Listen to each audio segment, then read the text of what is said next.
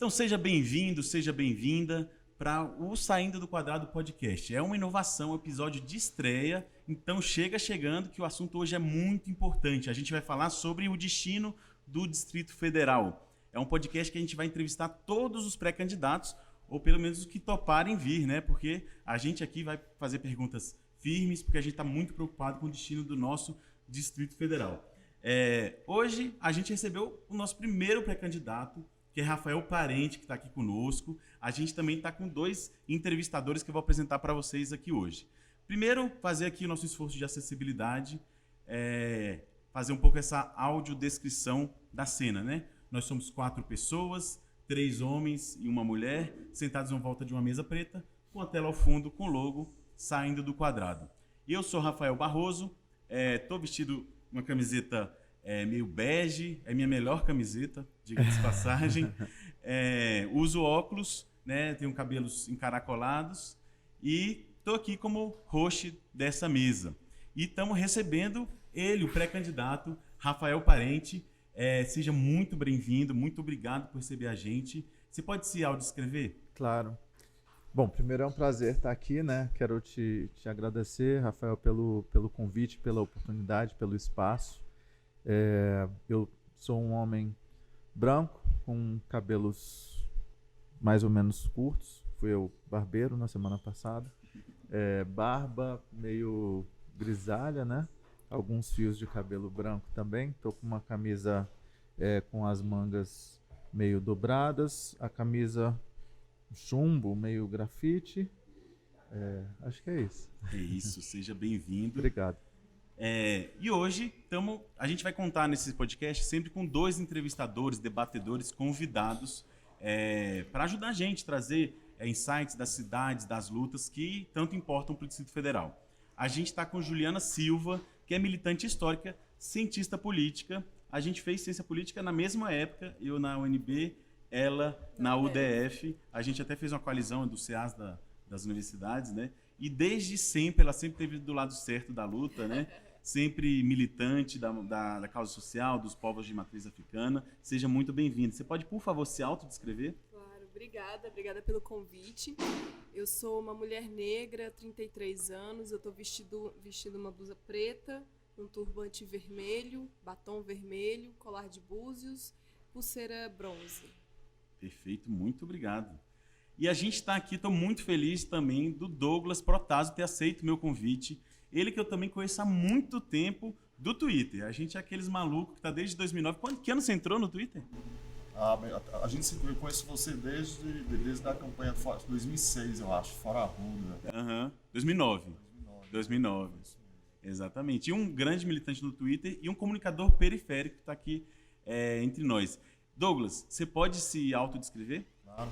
Eu agradeço o convite, primeiramente. Eu sou o Douglas Protásio. Estou usando uma camisa laranjada, cabelo curto, uso barba e estou usando óculos. Perfeito, seja muito bem-vindo. A gente...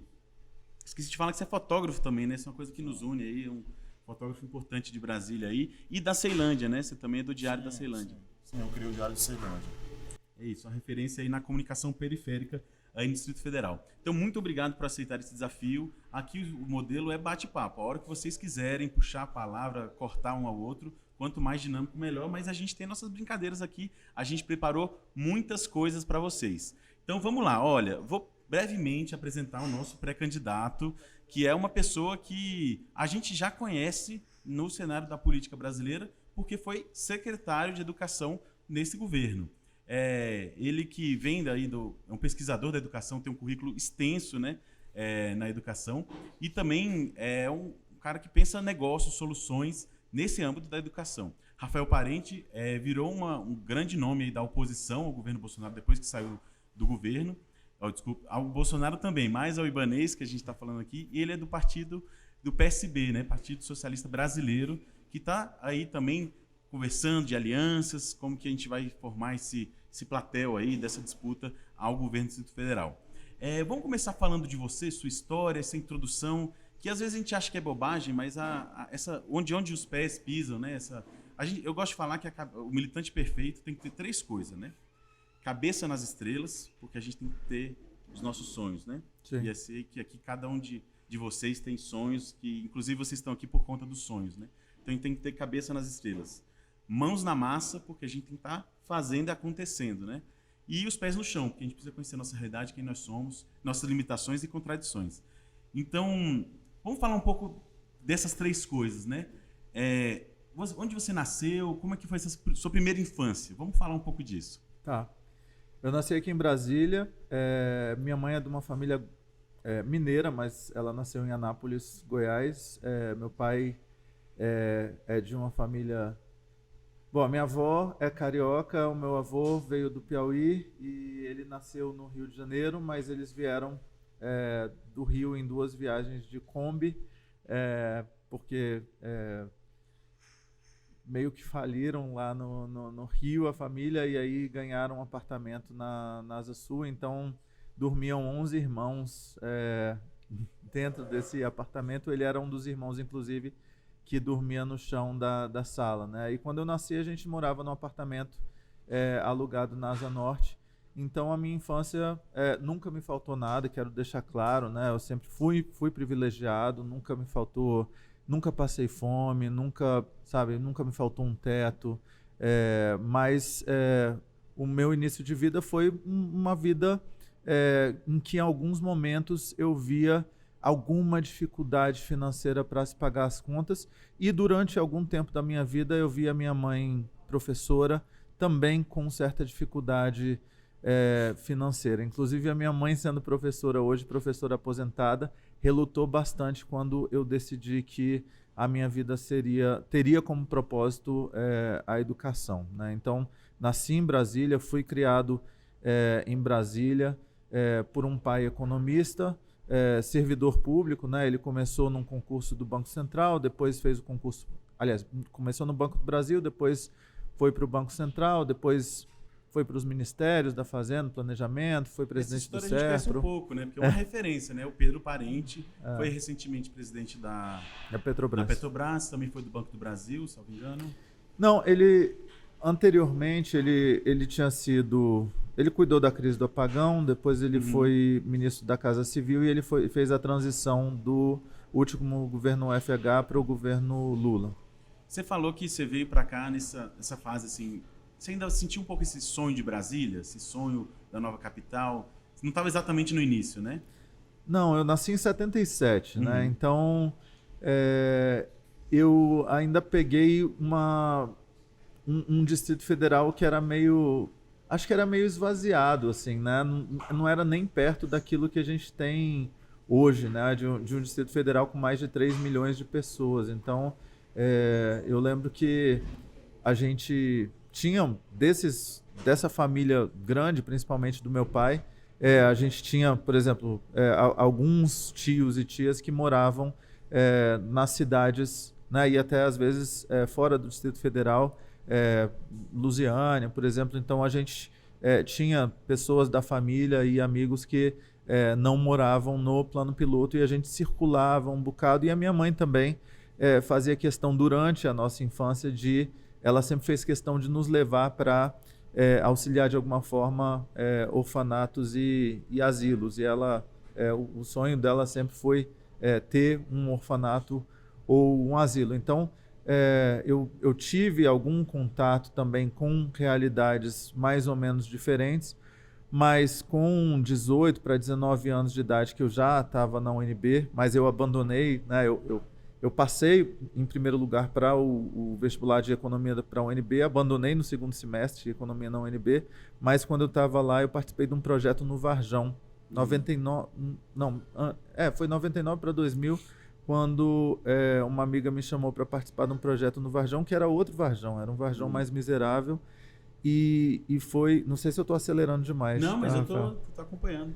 Mas foi nesse lugar que eu acho que, e nessa experiência, que eu consegui entender com mais clareza o tamanho da desigualdade do nosso país e do Distrito Federal. E aí eu entendi... Você começou essa caminhada assim pelo Distrito Federal, então antes da carreira política, você conhece assim a realidade de todas as periferias do Distrito Federal e suas necessidades? Não, eu conhecia muito pouco. Assim, durante a minha infância e a minha adolescência, a gente ia para alguns lugares. Então eu me lembro, por exemplo, de ir um pouco para Taguatinga, ir um pouco para Lusiânia, mas muito pouco. Assim, eu conhecia muito pouco dessa realidade que não era uma realidade do plano piloto.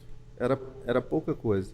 Mas eu só fui entender mesmo o que era miséria nessa experiência do Varjão, quando eu tinha 18 anos. Aí eu entendi a diferença do que é uma vida de classe média para uma vida na miséria, porque naquela época de 99, 2000, as casas no Varjão ainda eram de tapume, aquela realidade lá no Varjão. E aí eu criei relações de afeto com as crianças e jovens que estavam ali. As mães iam trabalhar nas mansões do Lago Norte e a creche comunitária no Varjão era um tipo de depósito de crianças e jovens das mães que saíam para lá. E aquilo me chocou bastante, né? Porque as crianças e jovens começaram a me chamar de pai e me pedir para levá-las para minha casa. Até pela ausência de uma figura paterna, né? Muitas vezes sim, né? E aí eu pedi para ir conhecer a realidade delas. Então eu combinei com algumas mães e vi realidades assim de casas sem cimento no chão, por exemplo, com colchões mofados e várias crianças dormindo sobre esse colchão, que para mim depois eu parei para pensar como é que eu não... Porque eu já via crianças trabalhando, por exemplo, no semáforo, sim, né? Ou trabalhando vendendo alguma coisa, só que eu acho que a gente não para pensar sobre isso. Ou a gente, de alguma forma... Finge que não vê. Exatamente. Ou a gente prefere não ver, né? É por isso que a gente chama de os invisibilizados, né? Porque a gente passa pelas pessoas em situação de rua e a gente só ignora aquela realidade. Isso. A gente se esconde na nossa... Né? E aumentou bastante, assim, Demais. Não sei se... Esse final de semana eu estava comentando, assim, a população de rua aumentou muito, muito. É um pouco o reflexo da crise, né? Brasília tem esse fluxo sazonal no final do ano, né? No Natal, de aumentar o fluxo, de pessoas pedindo e tal. Mas nessa época do ano eu nunca vi tão alto, né? Acho que o problema da crise... Acho que é importante a gente lembrar que durante a pandemia o Distrito Federal foi o ente federado que mais aumentou a proporção, né, de miseráveis e da população pobre, né, de todos os estados, de todos os entes federados, sendo que a gente tem o maior PIB per capita, ou seja, não tem nenhuma razão para isso acontecer.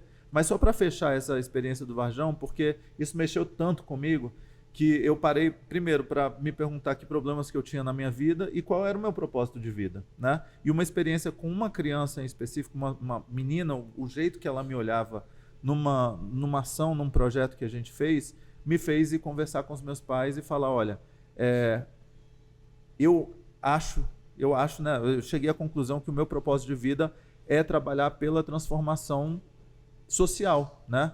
Pela justiça social no nosso país. Eu não entendo como é que a gente chegou aqui nesse tamanho de desigualdade. Eu não entendo por que a gente não faz mais para resolver isso, mas a minha vida precisa ser, ao meu propósito de vida, a minha missão precisa estar relacionada a isso. E eu acho que educação tem tudo a ver com isso, né? O meu pai falou, então vai estudar, né? Porque você está fazendo comunicação social e você... de alguma hora você vai ter que estudar a educação. E a minha mãe, ela não gostava muito da ideia de eu... Até quando eu estava fazendo doutorado, ela ainda virava para mim e falava, meu filho, você é tão inteligente, não, podia fazer alguma outra coisa e tal. Mas hoje ela é super orgulhosa e ela me apoia muito. Mas duas carreiras que quando o pai não indicam, né? Jornalista, nenhum pai jornalista fala assim, não vai ser jornalista. Não tem. Mas artista também não, né? É verdade. Eu não sei se eu indico alguém ser cientista político, né? Não temos nem profissão, para falar a verdade. E essa Brasília, quando você chegou, mudou muito, principalmente no crescimento das cidades de Brasília e do entorno, né? Que é uma questão muito grande. Né? Você viu essa mudança nessa sua geração, né? Esse crescimento das populações. Como é que você vê isso? Foi um crescimento desordenado, né, Rafael? Eu acompanhei muito até 2005, quando eu fui para Nova York. Então, eu acompanhei os anos 90, quando a gente teve um crescimento gigantesco. Até o ano de 2005, eu comecei a dar aula de inglês aos 17 anos de idade. Quando eu tinha 15 anos, meu pai trabalhou no FMI, então eu passei esse ano fora do segundo ano hoje ensino médio, né? Eu estudei lá no subúrbio lá do distrito lá do que é o Distrito Federal dos Estados Unidos. Voltei para cá, fiz o terceiro ano, fiz o vestibular e tal, e acabei me formando em comunicação social. Depois eu comecei a fazer alguns cursos como ouvinte no mestrado de educação da UNB. Tive uma conversa com meu pai, ele falou, olha, se você for aceito por alguma universidade americana ou em algum outro lugar do mundo, que seja uma universidade bacana, eu posso ajudar a pagar metade do curso, mas o resto você tem que dar um jeito de pagar ou ganhar uma bolsa, alguma coisa. E eu comecei a lutar por isso, e aí eu consegui ser aceito em uma universidade de Nova York. Vendi as minhas coisas aqui, e aí em 2005 eu fui para lá. Então, até 2005 eu acompanhei esse crescimento muito acelerado. Só que depois eu passei um longo período fora daqui. Eu passei 4 anos em Nova York e depois 10 anos no Rio de Janeiro. É uma baita tua vivência também, que pode trazer para cá, né? E o que você acha que essa experiência no interior te mudou, assim? Foi uma experiência te mudou enquanto identidade, enquanto visão de mundo? Lá foi bastante importante. Eu acho que viver fora em outros lugares é muito importante, porque a gente acaba abrindo muito a cabeça, né? A gente entende que o mundo é um lugar muito maior do que aquele mundo que a gente vê na nossa realidade imediata. E eu acho que a cidade de Nova York em particular, que você tem acesso a gente de todos os lugares do mundo, cultura de todos os lugares, e que você pode se relacionar com pessoas de culturas muito diferentes. E eu sou uma pessoa inquieta, questionadora e curiosa por natureza. Então, por exemplo, eu tive no meu mestrado e no meu doutorado amigos e amigas de vários lugares do mundo, também do Oriente Médio, da Ásia, da África, da Europa, né? E eu gostava de questionar. Então eu não entendia, por exemplo, quando eu tinha amigas que achavam que nos países dela a cultura estava correta com relação aos pais indicarem os casamentos, né? Então eu ficava tentando entender, meio como um trabalho assim antropológico, tentar entender por que elas aceitavam e por que elas achavam isso ok, né? Então para mim foi uma experiência muito rica. No mestrado, eu fiz um mestrado que os diretores de escolas, quem quer ser diretor de escola em Nova York, precisa primeiro fazer esse mestrado, que é baseado em problemas.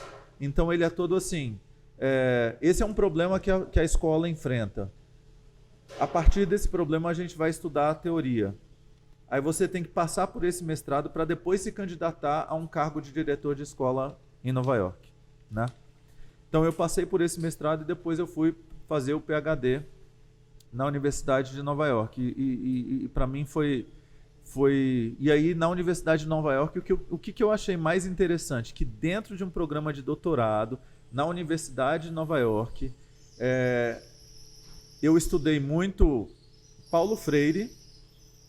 Uma referência internacional, né? Eu viajando na América Latina, você vê nos murais, assim, na parede, é uma coisa que Paulo Freire é muito mais estudado no mundo do que no Brasil. Porque é até curioso você estar nos Estados Unidos, um país extremamente capitalista, estudando Paulo Freire, e aqui no Brasil a gente tem, inclusive, receio em falar de Paulo Freire com medo de retaliação, né? Sim. É quase um negacionismo. Eu vou te falar uma referência do negacionismo em relação a Paulo Freire, chama-se Carlos Nadalim. Tá? Você conhece ele? Sim. Eu conheci ele bem no início do governo, que eu vi a indicação dele. Não sei se você já conversou com ele, porque vocês são na mesma área, né? Eu não sei se ele continua secretário de educação, de alfabetização, foi um cargo que foi criado para ele, né? E você vê que os conteúdos que ele faz sobre Paulo Freire, ele não leu Paulo Freire. Ele se bota como especialista de educação, super referência técnica do governo, por mais que tenha sido uma indicação meio do grupo Olavista, ele não leu Paulo Freire. Porque ele faz as afirmações como se fosse para a primeira infância, coisas que o Paulo Freire não escreveu para a primeira infância. Sim. Então, assim, é uma coisa que eu fico ofendido, né? Tipo, beleza, se você é pesquisador da área, você tem o mínimo de obrigação de respeitar um autor, né? Lê-lo, criticá-lo. E, assim, não faltam críticas para serem feitas a Paulo Freire. Mas não essas, sabe? Do negacionismo mesmo, né? Enfim, infelizmente isso está com toda a força no Ministério da Educação, né? Mas a minha surpresa também foi ver Paulo Freire, Marx, Fernando Henrique enquanto sociólogo, então ele muito respeitado também e estudado no doutorado de Educação Internacional, e o último livro que é lido em uma das matérias, o Manifesto Comunista. Então eu achei muito interessante isso, né? Porque, enfim, eu não esperava que num programa de PhD de Educação Internacional na Universidade de Nova York, que tivesse essa gama de livros, essa diversidade e muitas referências, inclusive, importantes do Brasil, né? Eu acho interessante isso, porque a educação, a gente fala de criação, criança, como fabricar um ser pensante, Sim. A gente dialoga muito com sonhos, né?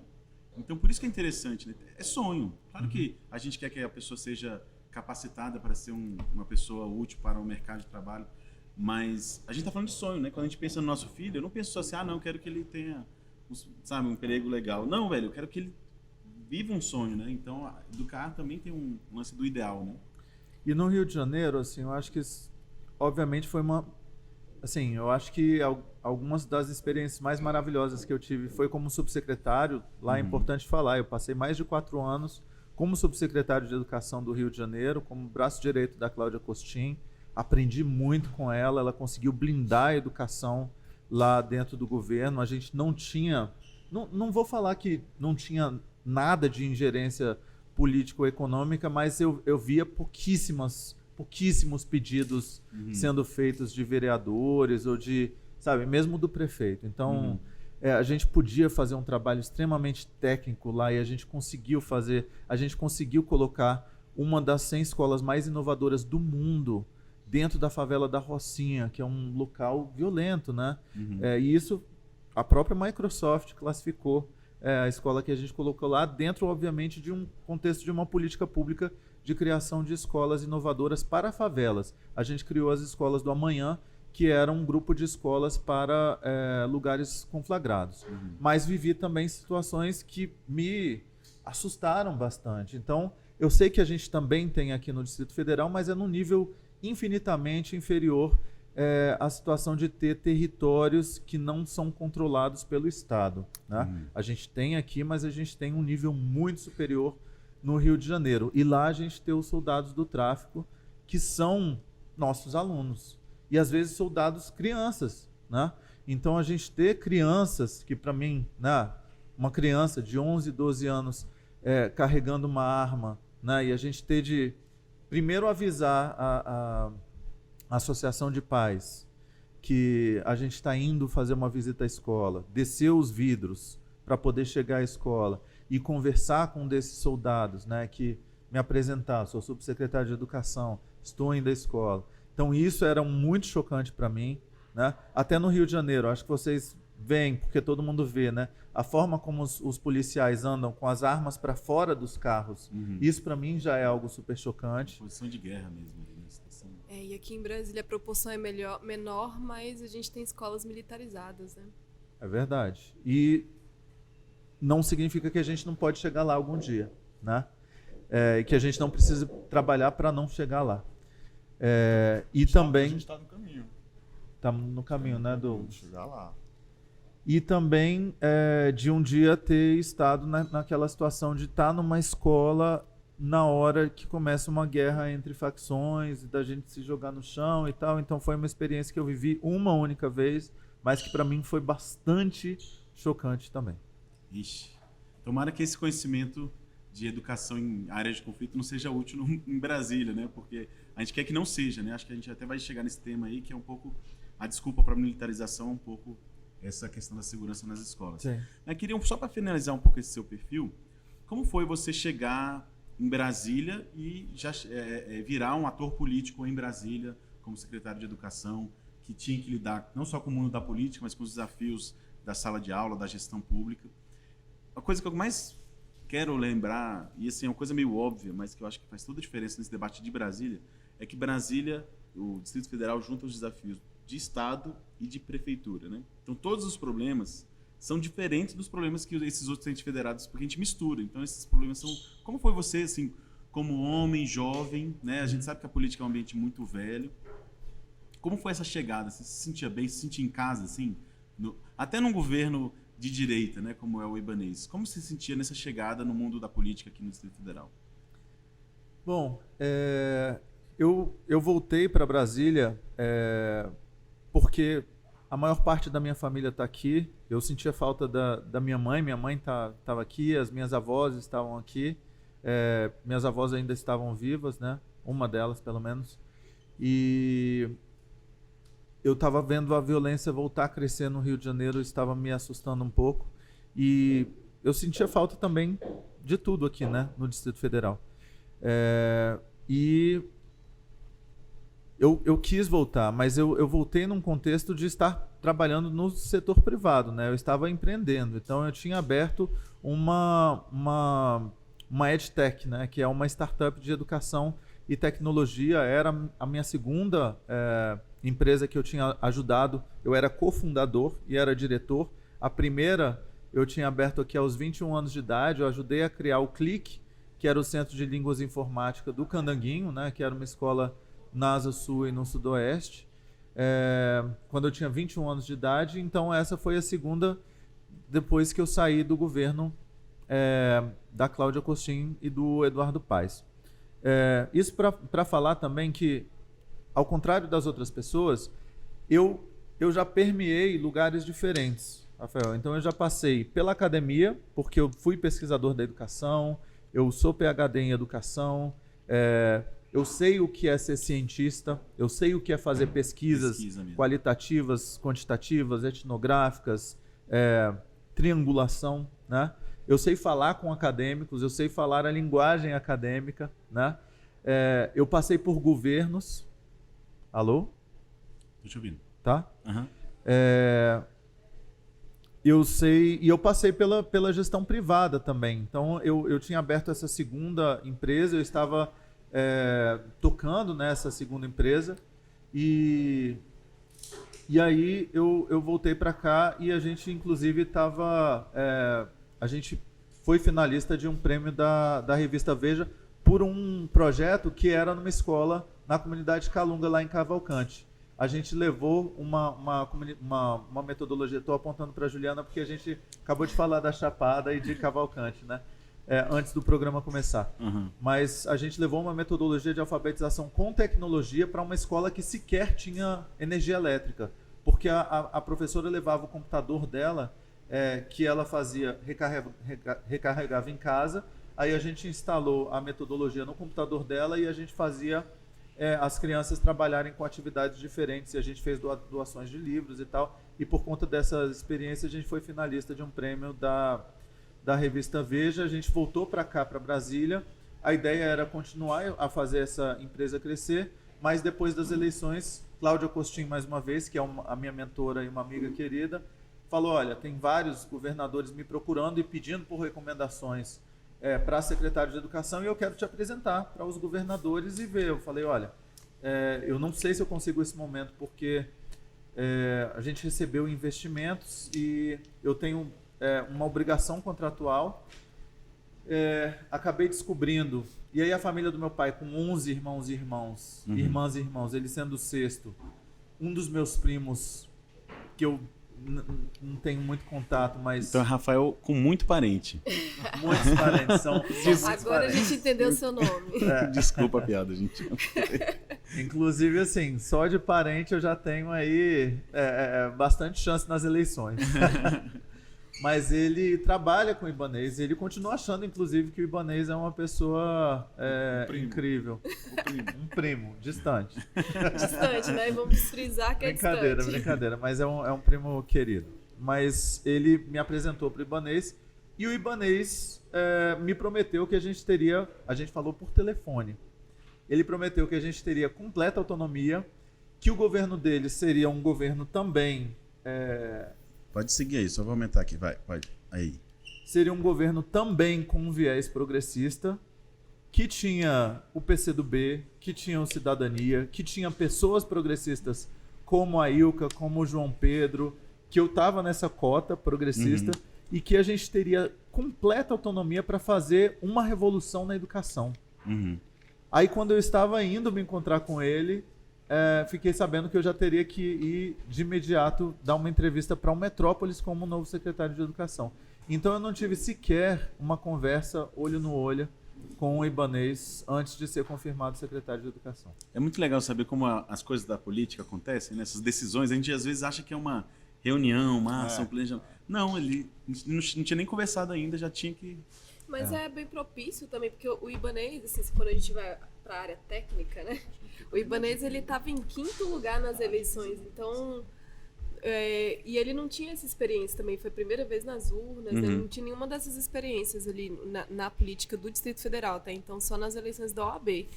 E então eu acho que foi algo muito corrido, muito atropelado no governo dele e continua até hoje, né? Essa forma. Nenhum planejamento, né? Sem planejamento. Tudo muito bagunçado. Até hoje eu acredito que o Ibanez não tinha um plano de governo. É. Hoje eu acredito que ele foi eleito Inclusive, sem plano de governo. Eu olha acho só. que ele nem sabia que ia ser eleito. O cara Sim, tava em sim, 5º lugar, me exatamente. surpreendeu chegar pro 2º Ele turno. foi surpreendido. Gente, olha só, eu perguntei para ele, eu lembro de ter perguntado isso. Mas e as suas promessas de governo? Aí ele não esquece. Não Esquece. tem promessa. Mas aí eu tenho uma última pergunta de identidade. Eu quero falar disso antes. Como você explica a eleição de Ibanez Rocha? Por que ele foi eleito? Só para trazer um pouco o contexto, eu lembro que a Eliane Pedrosa estava como favorita. Isso. Até 2, 3 semanas antes. E teve uma mudança radical ali, no miolinho ali do final da campanha. Como você explicaria essa mudança? Duas coisas principais. Surfou a onda bolsonarista e comprou todos os cabos eleitorais. Exatamente. Somado a isso, a crise que a Eliana passou exatamente na semana da eleição, né? Ela passou por uma crise de imagem muito grande com a reabertura do caso do cemitério, né? Cemitério Campo da Esperança. Né? E isso deve ter sido influenciado, também deve ter dedo do Ibanez aí. Foi exatamente no dia do debate da Globo, que é o debate que mais dá impacto na Foi um população. debate que ela prometeu, acho que estádios em todos as Exatamente. RAs, entendeu? E pode ser que, porque a gente não pode afirmar as coisas, mas pode ser que haja algum tipo de influência financeira nessa... Que infelizmente, gente, é aquilo, né? A gente tem uma situação de muita influência. O judiciário também precisa de uma reforma. né? Exatamente, o modelo como um todo. Mas assim, eu vou enfatizar a primeira coisa que você falou. Eu acho que o cabo eleitoral é uma coisa que a gente passa batido nas campanhas, né? Claro que a mensagem, a campanha, o que a gente vai fazer é muito importante, mas o principal é um pouco essa rede que você faz, né? E ainda mais para a velha política, isso é muito importante, isso é 80% da campanha. A minha pergunta que eu nunca consegui responder é: por que a Eliane Pedrosa topou ver os seus cabos eleitorais sendo levados e ela ficou em silêncio? Essa é a minha pergunta, porque a gente viu isso acontecendo. As notícias que viam é que assim, tava a galera panfletando na rua: você está recebendo, sei lá, R$100, eu te pago o dobro para ser meu cabo eleitoral, né? Isso é uma coisa que está expressa, inclusive, nas prestações de conta. Hoje em dia a gente tem muito acesso a dados, né? Nas prestações de contas, eu não falo de governo, mas mais de deputados federais, você tem lá a prestação de conta de todos que eles oficialmente declararam. Então tem deputado que tem 1.000, 1.500 notas de cabos eleitorais. Então é uma forma que às vezes até dentro do legal está expressa essa forma de fazer política que muitas vezes decide eleição, ainda mais numa eleição meio município, meio estado, um estado que não é tão grande como Brasília. Então isso é uma coisa que a gente tem que levar em conta. E tem as propostas do pós depois também, né? O cabo eleitoral tá ali ganhando dinheiro, mas se ele tá ganhando o dobro nesse candidato aqui, então quando ele for governador, eu posso ganhar mais. Ou quando ele for deputado, eu posso ganhar mais. Pode ser que tenha essa visão, assim. Essa promessa, né? Isso, né? Essa perspectiva do comportamento do eleitor, né? É uma hipótese. E vamos lembrar também que tem mais um fator aí, que o Ibanez, ele fala muito bem, ele é um advogado, e ele prometeu tudo o que ele podia e o que ele não podia, e que ele sabia que ele não ia cumprir durante a campanha. Ele falava com grupos diferentes, e ele falava com os servidores públicos: não vou fazer nenhuma privatização. Exatamente. Com os empresários, eu sou liberal. Então, ele tinha discursos completamente diferentes e contraditórios de acordo com o público que ele estava falando. E se a gente analisar os debates também, né? Eu acompanhei muitos debates que em 2018 eu trabalhei profissionalmente nas campanhas, né?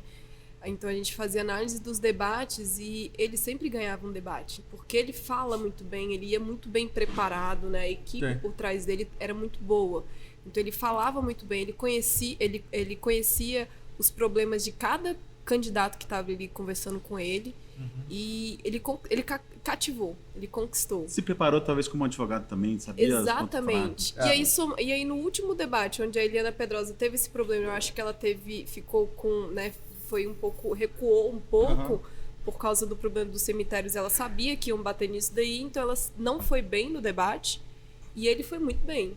Agora, ao mesmo tempo, os candidatos da época decidiram não ser agressivos com o Ibanez. Exatamente.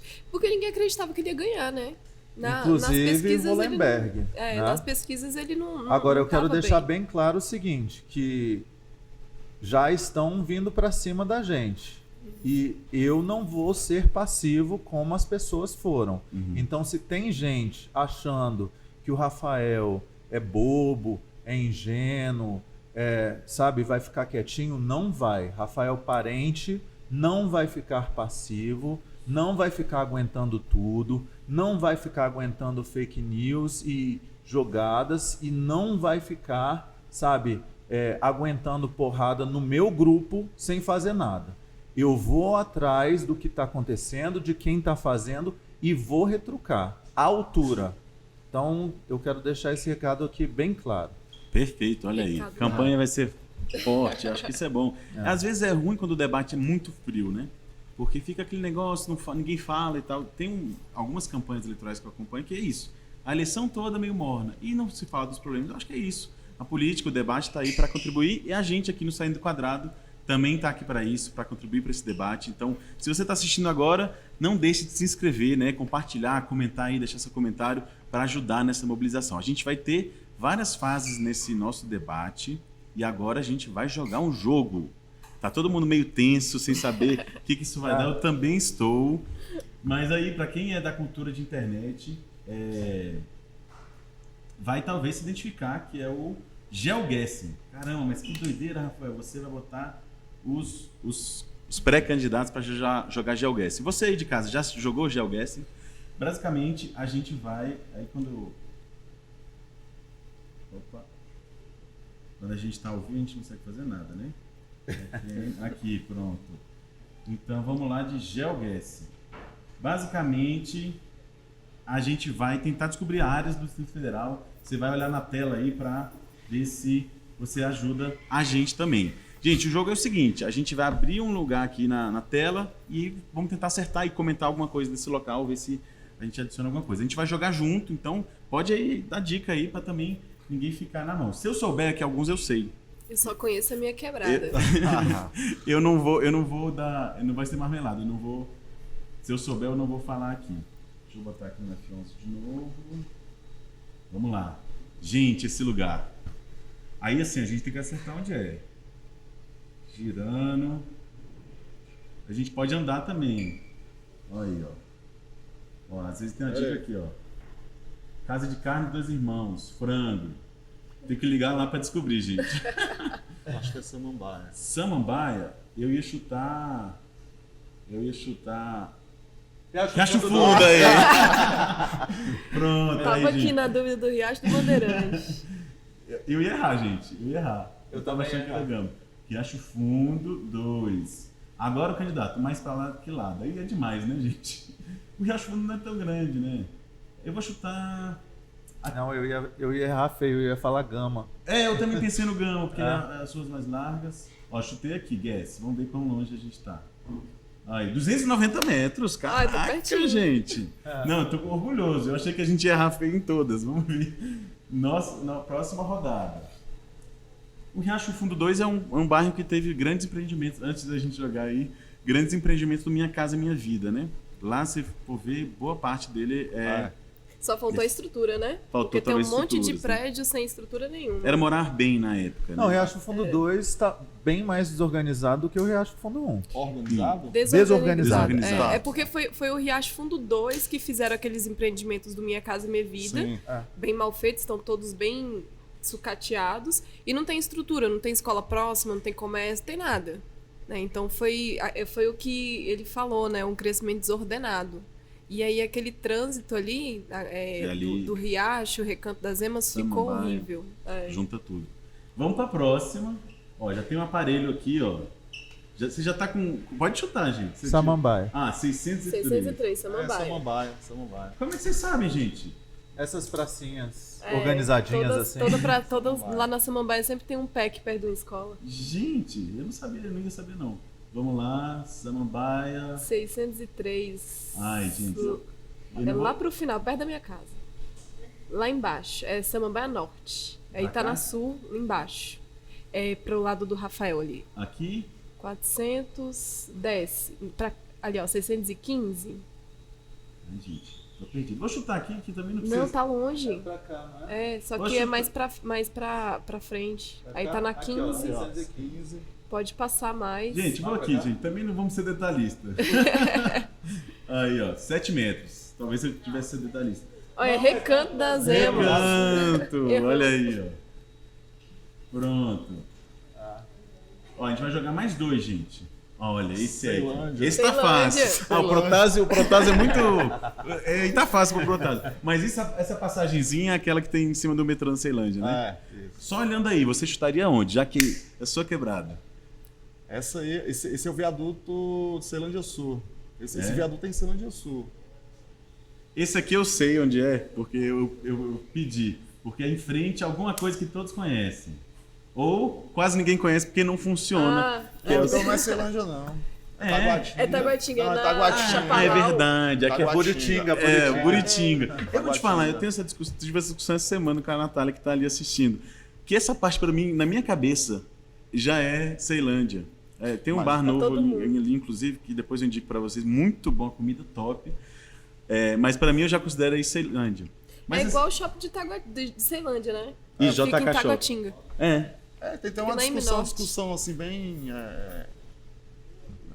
Aquela bacana. Não, é uma discussão assim, bacana, assim, mais no ritmo de piada, de que o shopping, a questão do shopping pertence a Taguatinga ou Ceilândia.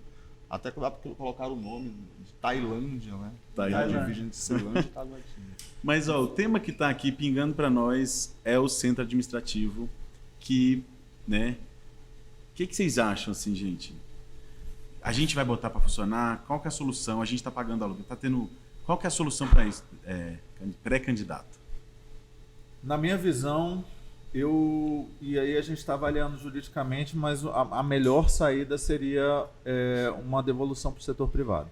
E aí a gente teria que avaliar como é que a gente faria um acordo com o setor privado para essa venda ou Cessão. troca por terrenos. Acho que não tem nenhuma utilidade para... É porque é uma coisa muito gigante, né, num lugar único, assim. O que você vai fazer com tanto espaço ali? Você vai colocar a universidade toda do Distrito Federal, você vai colocar vários hospitais, é muito espaço.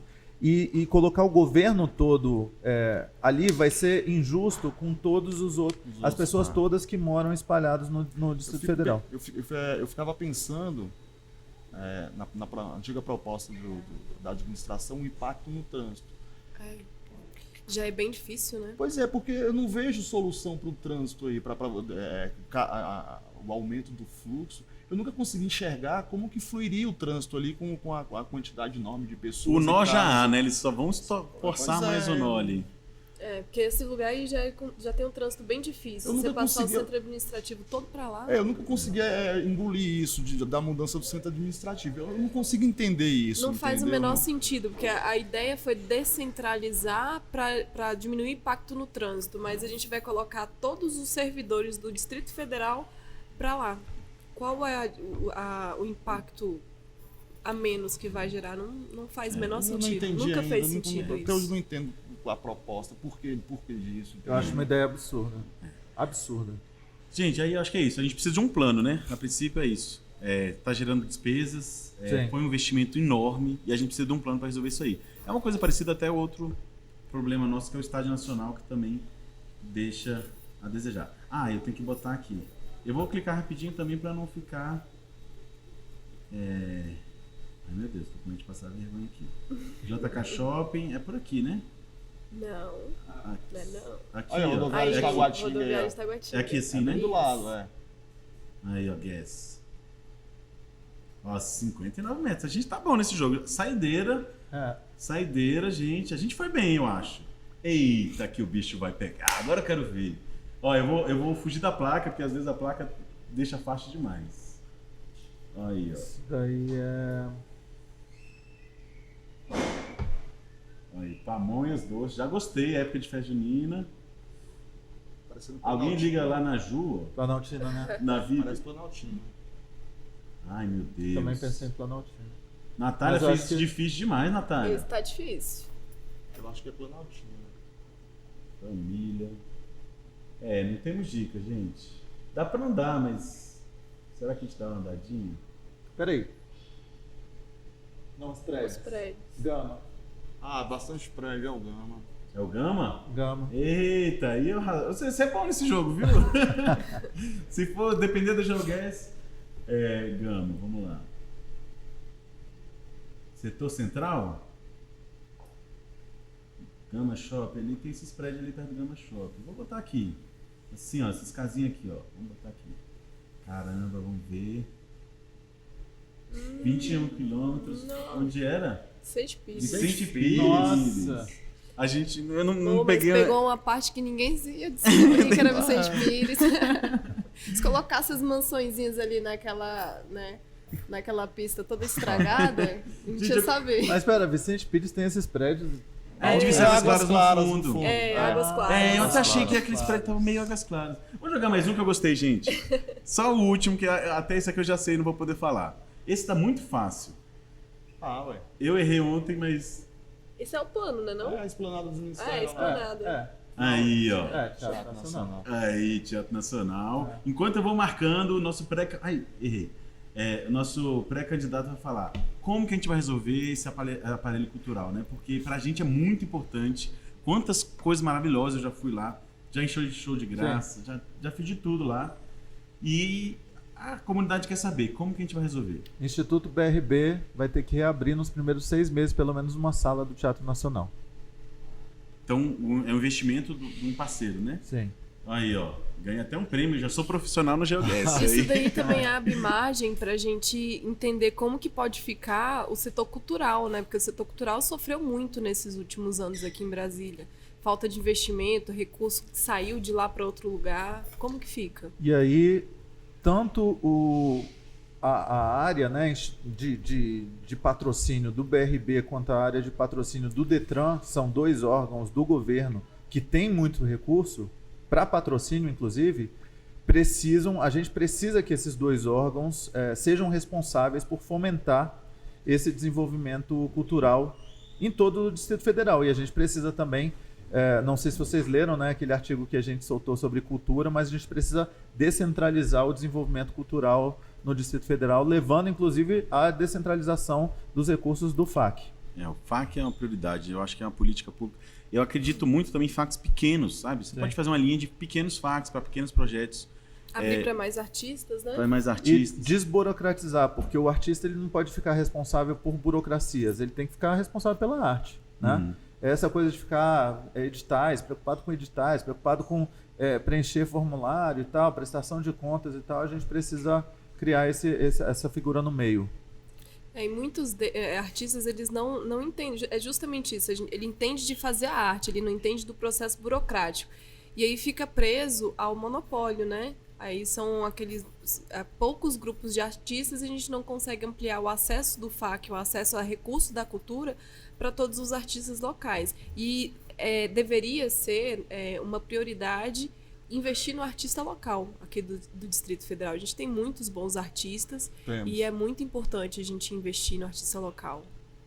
É isso, gente. Ó, a gente vai para mais uma fase que eu vou abrir para perguntas dos convidados, debatedores. Qual que é a brincadeira aqui? A gente quer contribuições diferentes, né? Então, agradecer demais a vinda de vocês mesmo, que eu acho que dar esse toque a mais do que só a gente batendo um papo aqui. Quer começar, Douglas? O que você acha? O que você trouxe para nós? Então, vou começar com um problema que eu passo diariamente.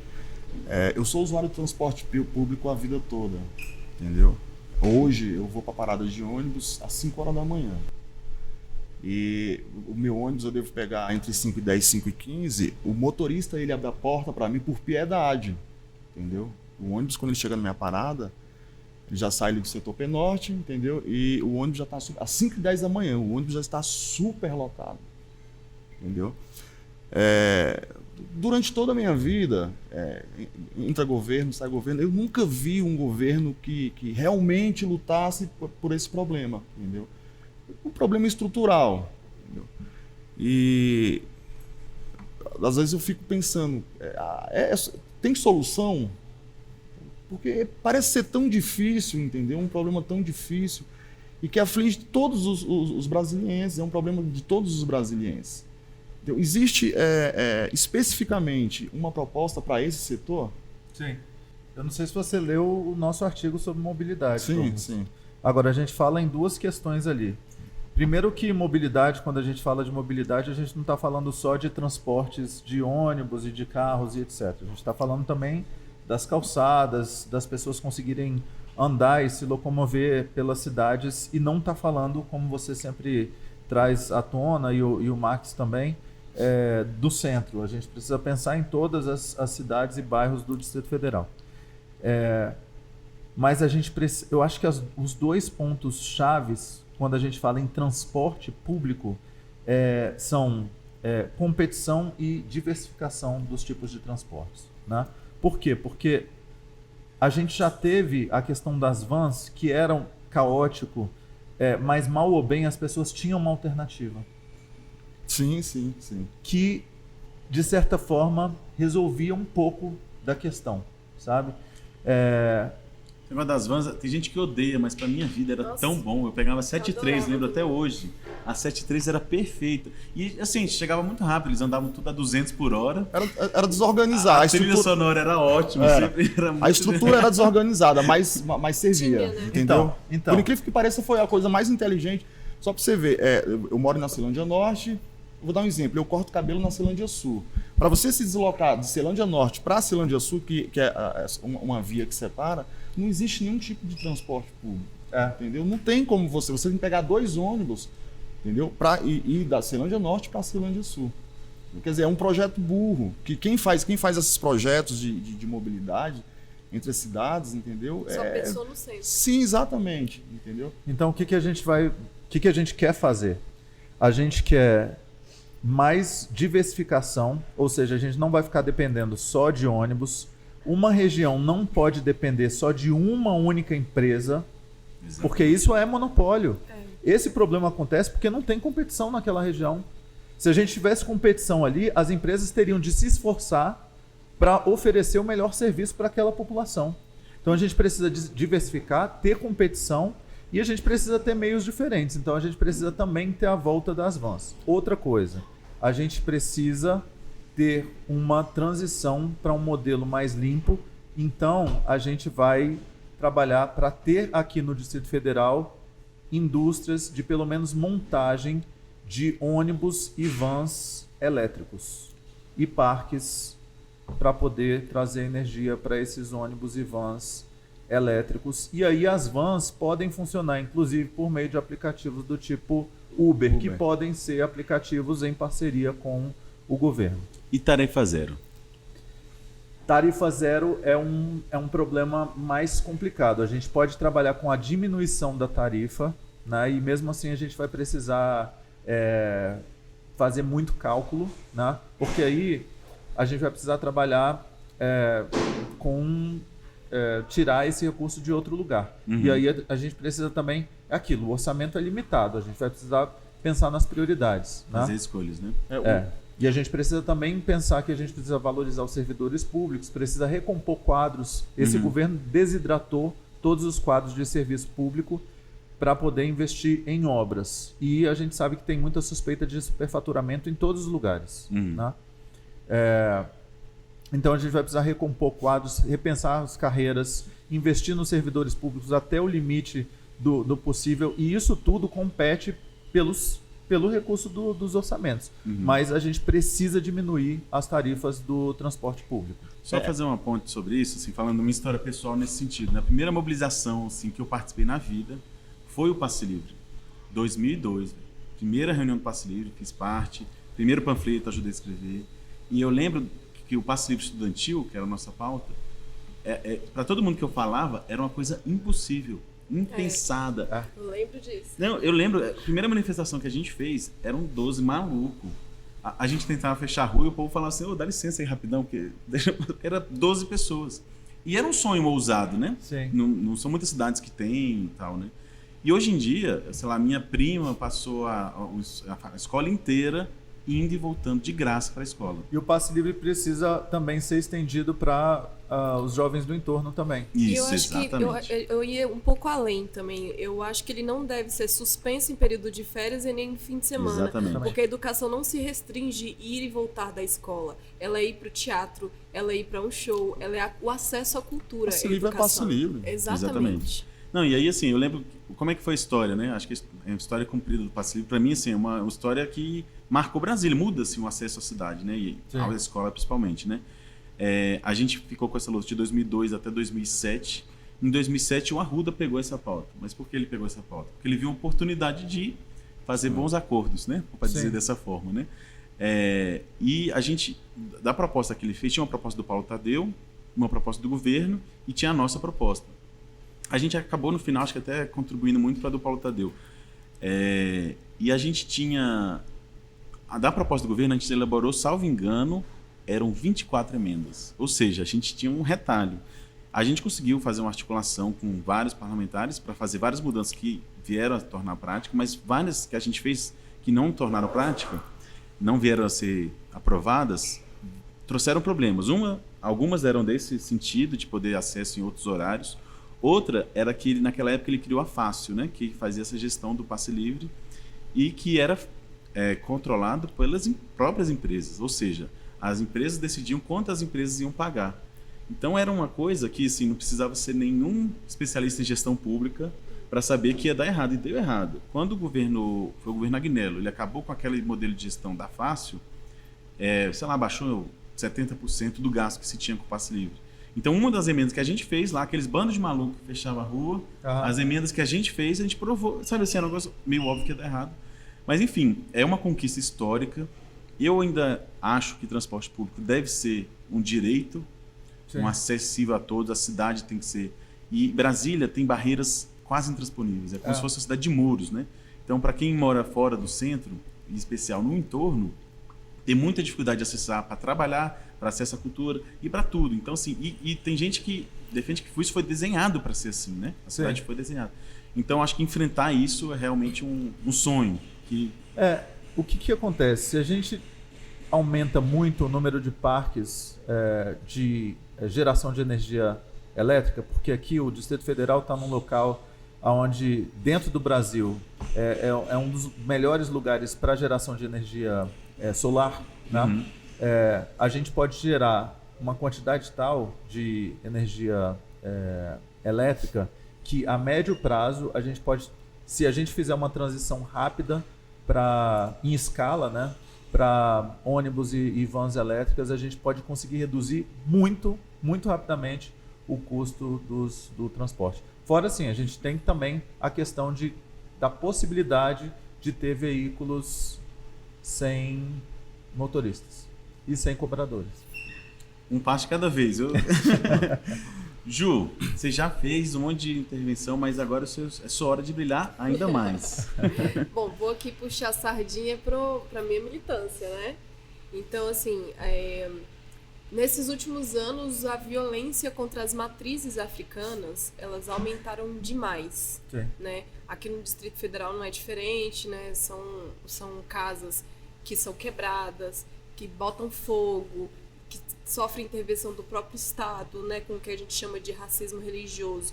feito por meio do racismo estrutural e do racismo institucional, né? A gente tivemos épocas aí de proibição da nossa fé, da nossa cultura. A capoeira já foi proibido, o candomblé já foi proibido, e aí a gente tem todas essas consequências. Isso é o racismo estrutural, e a instituição chancela isso quando reclamam do barulho dos nossos tambores e o Estado vai lá e fecha a nossa casa. O mesmo não acontece nas igrejas evangélicas, que fazem muito barulho, mas ninguém fala nada porque está todo mundo respeitando aquele direito ao culto, né? E constitucionalmente a gente deveria ter direito à fé e direito à proteção dos locais de culto.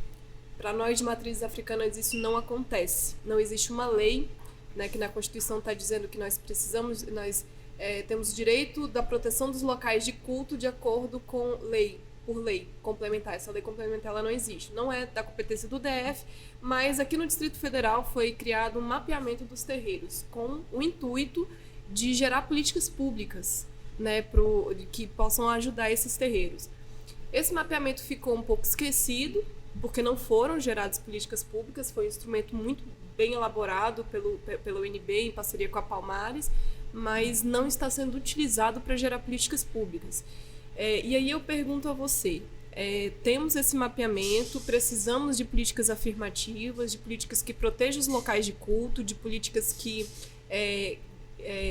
acabem com o racismo religioso, e esse povo de terreiro nunca teve nada, nenhuma política pública para a gente aqui, né? A gente tem, assim, quando acontece alguma coisa, a Praça dos Orixás foi quebrada várias vezes e ela está depedrada, sucateada, não tem investimento. Já pedimos diversas vezes por revitalização, nunca foi feito.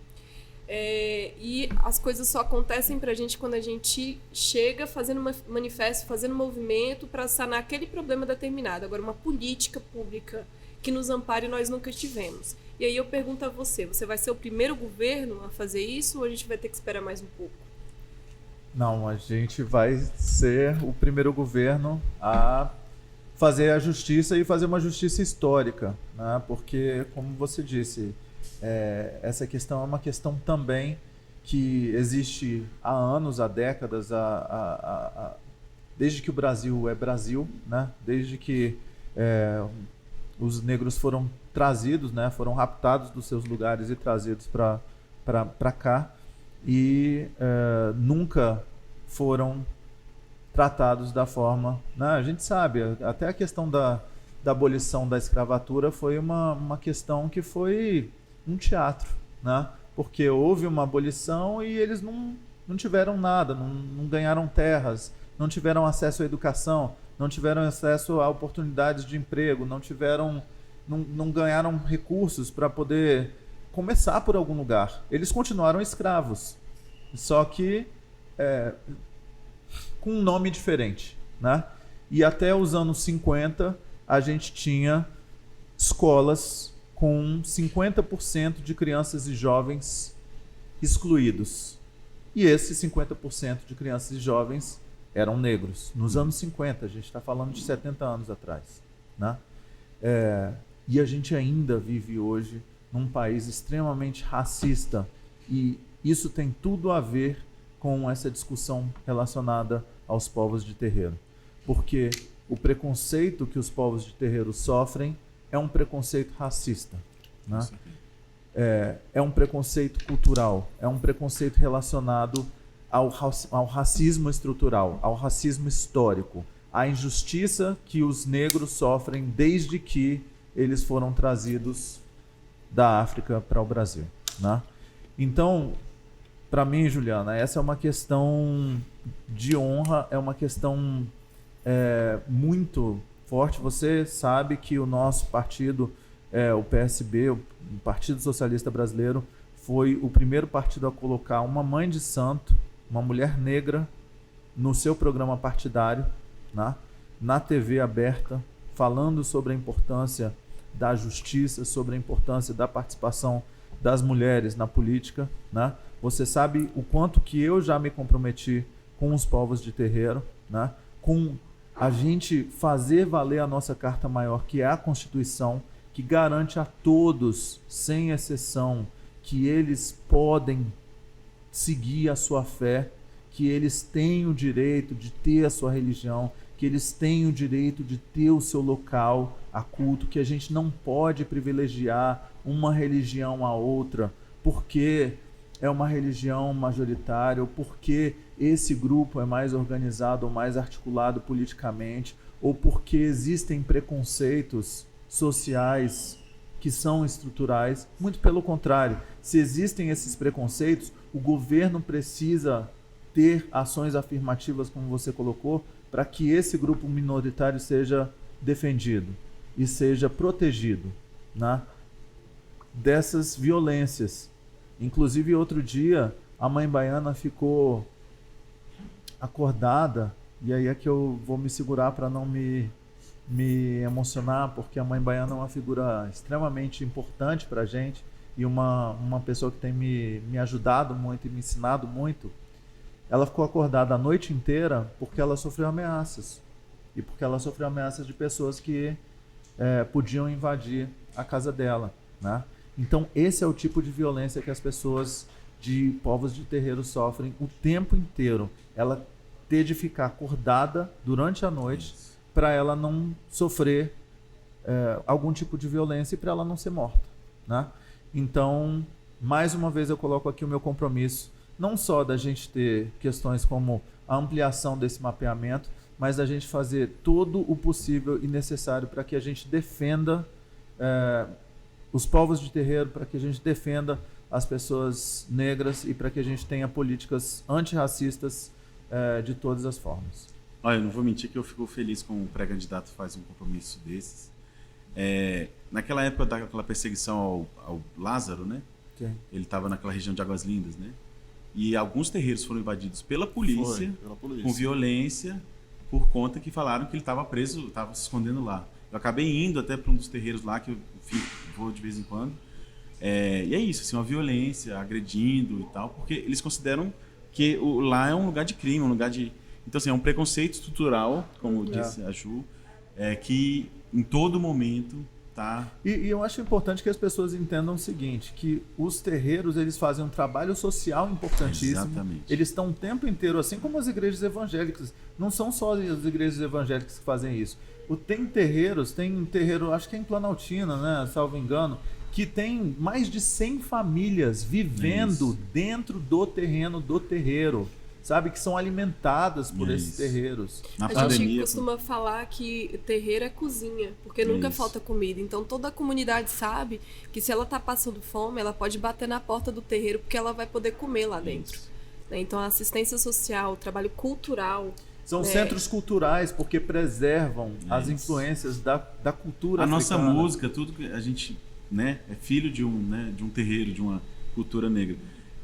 São importantes para o turismo aqui do Distrito Federal. Exato. Você falou de alimentação.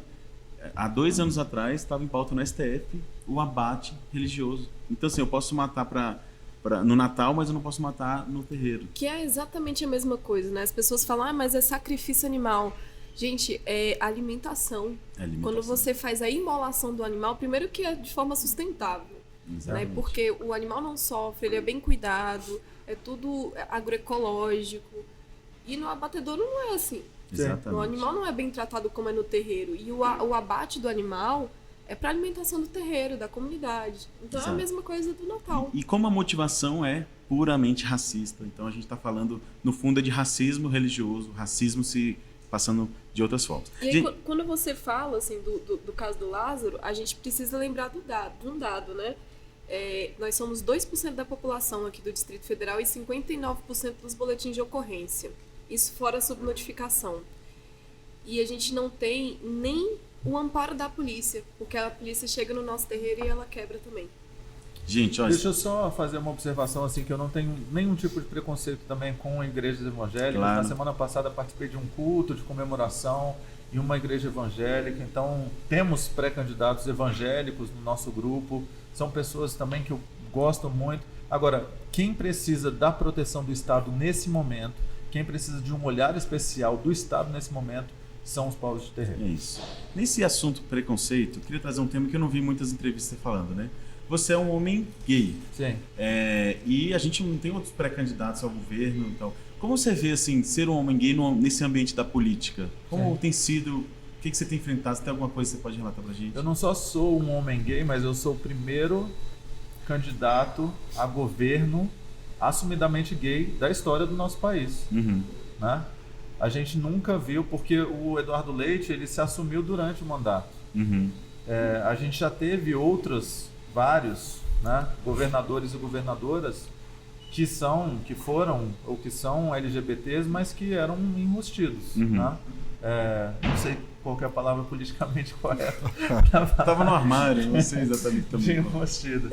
Mas assumidamente LGBT durante a campanha, eu tenho um orgulho de falar que eu sou o primeiro, e para mim está sendo maravilhoso, porque apesar de todas as violências que nós sofremos, apesar de ser o país que mais comete violências contra essa população, nós somos recordistas em mortes de pessoas trans, nós somos recordistas em violências contra as pessoas LGBTs. Eu sou um defensor de políticas também relacionadas à defesa das populações, porque eu também, por mais que eu seja um homem branco, um homem de classe média alta, né, eu passei durante a minha infância e adolescência por preconceitos relacionados à LGBTfobia e à gordofobia, né, então eu sei o que é sofrer preconceitos também. E a minha fase de ter de me assumir a minha família e de ter de contar aos meus pais que eu era um homem gay foi uma fase bastante complicada para mim. Eu fiquei com medo do abandono, da rejeição, né? Então hoje eu sei o que é isso, e eu sei o quanto que as pessoas LGBTs, especialmente as pessoas que têm outras características que se acumulam, né? Uhum. Quando, por exemplo, é uma mulher, quando é uma mulher negra, quando é uma mulher negra e trans, quando é uma mulher negra, trans, pobre, você não pode, acho que você é o máximo de características que você pode ter para sofrer muitos preconceitos e para sofrer muitas violências. Então, é papel do Estado olhar para as populações que sofrem preconceitos e violências. Beleza, muito bom você se colocar aqui conosco, que bom que você também é candidato agora, também com essa pauta. Gente, agora para finalizar, que a gente está bem estourado nos tempos, a gente tem mais um joguinho, que é também para botar fogo no pavio. A gente sabe que esse jogo vai ser bem animado. Vamos ver se você colocar aqui. Tá dando uma microfoniazinha, mas isso aqui deixa eu ver F11. Aí. Basicamente, as cores estão até meio erradas agora que eu vi. Você vai botar esses personagens da política brasiliense aqui nesse chart aqui, né? No final a gente faz um negócio como se fosse BBB, né? O primeiro é bota fé, é o que realmente você gosta e tal, que você queria chamar pro seu partido. O gosta, assim, nossa, massa e tal. Indiferente, nada contra. Nada contra já é muito ruim, porque toda vez que eu falo assim, o que você acha do Douglas? Nada contra. Gente, já é ruim, velho. Já é ruim. E o bem paia, realmente, pegando a gíria aí do DF, bem paia, velho. Essa pessoa é paia, velho. E agora é desafio para o nosso pré-candidato Rafael Parente. O engraçado é que você colocou no vermelho, o que é muito bom. Eu só percebi isso agora. Não sei se foi alguma coisa do inconsciente, mas acho que era para fazer o contrário. Depois a gente vê. Não, Vamos isso lá. daí já tá. Já tá foi a enviesado. mensagem subliminar. Vamos na ordem, gente. Rafael Prudente, nosso presidente da CLDF, filho do Leonardo Prudente. Você bota fé ou você acha bem paia? Bem paia. Bem paia, nossa, tá bom, tá aqui, ó. Vamos na ordem aqui. Presidente Lula, tem pessoas aqui nessa sala que eu sei que gostam. Tá onde? Lula lá, bota fé. Bota fé. Aí, olha aí.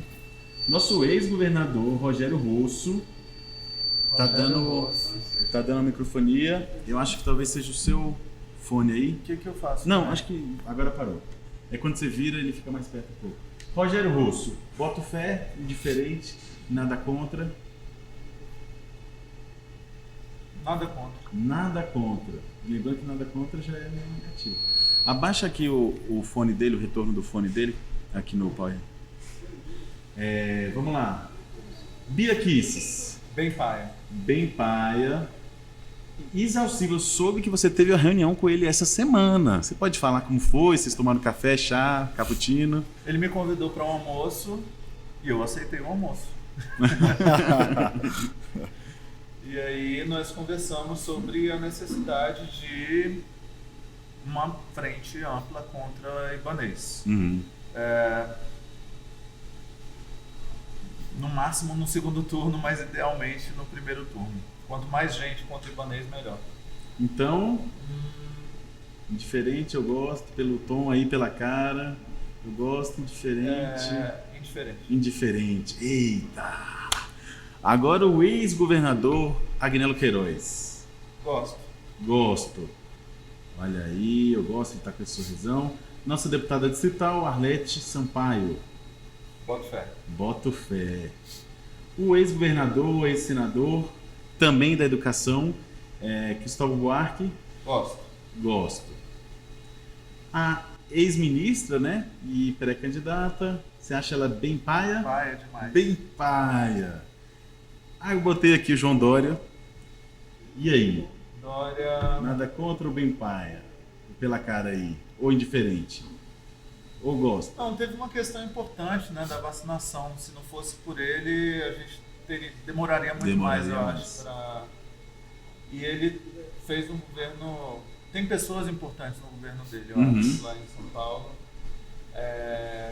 Mas a pessoa dele... Eu não sei se a gente está falando da pessoa ou do governo dele. É meio difícil, também não sei não. Na hora que eu fiz o jogo, eu não pensei. Mas acho que as duas coisas meio juntas. Gosto. Beleza.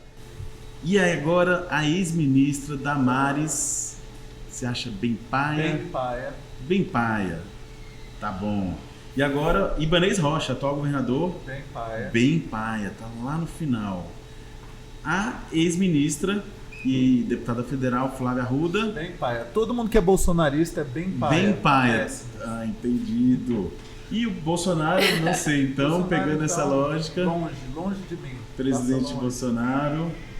E o ex-governador Arruda. Bem paia. Bem paia, né? Tá. Queca Bagno, nosso pré-candidato também. Boto fé. Ele tá lá junto com o Lula. Graz, pré-candidato. Leandro Graz. Gosta ou boto fé? Eita. Gosta ou boto fé? Eita.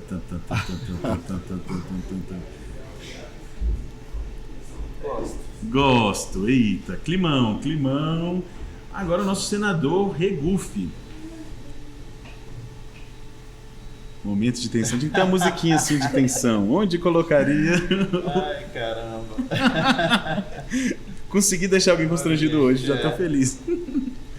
Você Boto fé. Eita. Já tô sentindo o cheiro de alianças aí, gente. Vamos lá. Rosilene, boto fé. Olha, também do Simpro. Ex-governador Hollenberg, boto fé. Hollenberg, aí falei o nome dele também. Agora Leila, senadora Leila.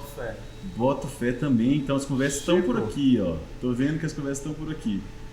Chico, boto fé também. Chico, boto fé. Esse último eu não vou botar porque é o próprio. Eu boto fé nele. Eu vou botar aqui. Porque os outros. Não, acho que não vou botar, não. Porque. Opa. Ixi, eu botei no bem fácil. Não, pelo amor de Deus. Ixi, vou ter que botar lá que acho que não tô conseguindo voltar. Pronto. Então, esse. Como é que chama mesmo? É o Tire Maker. É o top 10 do Rafael Parentes. Tá vendo aí com a composição que talvez indiquem alianças e tal. Falando nesse assunto aliança, para a gente fechar um pouco o nosso bate-papo, por mim eu ficava aqui a tarde toda que eu me empolguei. O povo já está fazendo obra ali e tal, mas vamos lá. O que a gente pode esperar nessas conversas? O Brasil inteiro, Brasília está querendo saber. A gente vai conseguir uma aliança da frente de esquerda, juntar esses partidos, que quase o PSB quase entrou na federação com o PT. O que você espera aí desses espaços de conversa aí? Rafael, eu espero sinceramente que a gente tenha uma coligação, que a gente tenha essa aliança há vários meses, né? Eu converso, e as minhas primeiras conversas foram com o Leandro, né? Então eu quero deixar bastante claro aqui. Eu converso com o Leandro há vários meses, nós nos conhecemos há muito tempo, nós nos conhecemos no Movimento Agora, que é o movimento da sociedade civil. Eu vi com muita alegria, eu acho que o Leandro é o nosso melhor deputado distrital, sinceramente. Eu vejo o trabalho dele como algo extremamente importante para o Distrito Federal. Acho que ele é muito aguerrido. Lutei para que o Leandro viesse para o PSB. Propus ao Leandro que fôssemos nós dois, estou falando aqui coisas que eu nunca falei para ninguém, que fôssemos nós dois pré-candidatos no PSB ao governo. Propus isso a ele. Falei, Leandro, vamos ficar nós dois pré-candidatos dentro do PSB e aí a gente vai fazendo pesquisas para entender como as coisas estão se movimentando. Lá na frente a gente decide quem que vai ser o pré-candidato. Eu não tenho problema em recuar se a gente entender que você é o melhor quadro, que você é o melhor nome, sabe? O que eu quero, e falo isso para todo mundo desde sempre, eu quero ter alguém que eu tenha certeza que vai derrotar Ibanez, que eu tenha certeza que tem sangue nos olhos, que tem garra, que tem competência, que tem estratégia, que tem um melhor projeto, que tem a melhor articulação, sabe? E que tem força suficiente, tudo assim, que amplia, sabe? E numa boa, Rafael, pelo que a gente tem visto, e a gente tem feito pesquisas quantitativas, pesquisas qualitativas, eu sou um cientista, eu acredito em dados, a gente tem, sabe, criado muitas estratégias.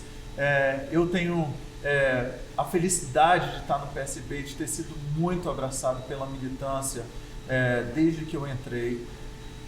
Eu acho que dos pré-candidatos eu consigo ampliar bastante para o centro, sabe? Desses candidatos da área progressista, eu consigo trazer mais votos do centro. Eu acho que eu consigo trazer mais, inclusive, estrutura para que a gente vai precisar. Afinal de contas, a gente está enfrentando esses caras aqui, sabe? Esses bem pai aqui, a gente está enfrentando todos eles. Não é pouca coisa. Se a gente quer ganhar essas próximas eleições, a gente vai precisar de muita estrutura nas eleições, sabe? Então a gente vai precisar ampliar para o centro, a gente vai precisar ter muita estrutura, sabe? A gente precisa lembrar de quem são os nossos inimigos, quem são os nossos oponentes, e de que é uma guerra grande que a gente está entrando, sabe? Então, eu realmente não vejo porquê. E de novo, se nós estamos defendendo a nossa democracia, se a gente quer fazer um resgate dos valores democráticos contra o bolsonarismo, essa construção da chapa pela democracia deveria ter sido feita de forma democrática, de uma forma discutida, de uma forma de sentar todo mundo à mesa e construir critérios convergentes, e não com carteiradas, e não com chantagens, sabe? Então é isso que eu não posso aceitar. O que eu posso aceitar é sentarmos à mesa, todos nós, criarmos critérios convergentes e seguirmos. E é isso que eu topo.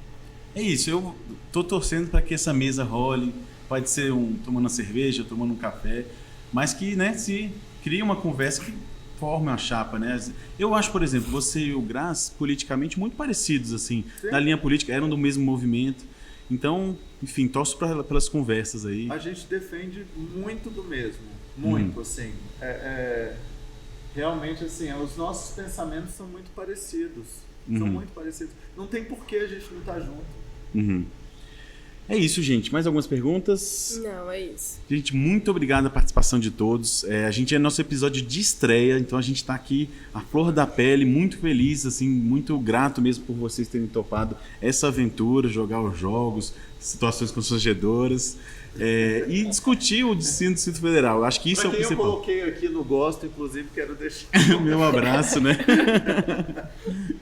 E é isso, assim, eu acho que a gente tem que discutir os destinos do Distrito Federal, a hora é agora, né? A gente tem que pegar o destino com as mãos mesmo, e acho que cada contribuição, cada debate, cada ideia, cada questionamento é muito bem-vindo, então estou realmente muito grato. Queria agradecer também pessoas que sem a ajuda, esse episódio não seria possível, né? A Infino, que cedeu esse espaço, a Natália Botelho, super produtora do Mercado da Cultura, o Léo Ladzuc, que é super fotógrafo, está aí também nos bastidores, junto com ele, o Messineizinho, que está ali atrás com a gente. Também tive a contribuição de Daniel Kibuco e Diógenes Gomes, na formulação dessas perguntas, dessas brincadeiras, dessas aventuras. Então, muito obrigado. Se você já não se inscreveu, se inscreva, peça para sua mãe, sua tia e seu primo se inscreverem, que semana que vem tem mais. Esse foi o podcast Saindo do Quadrado.